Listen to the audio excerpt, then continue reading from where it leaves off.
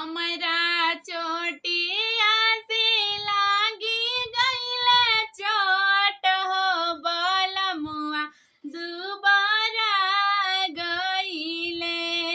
आवो आवो सासु पलंग चढ़ी बैठ आय अपना बेटवा के हो राल से पियावा हो सजनवा दुबारा गईले।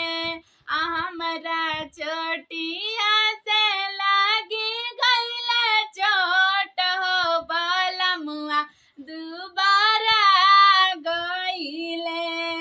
आवो आवो गोतनी पलंग चढ़ी बैठ आय अपना देवरू के हो रालिस पियावा हो बलमुआ दुबारा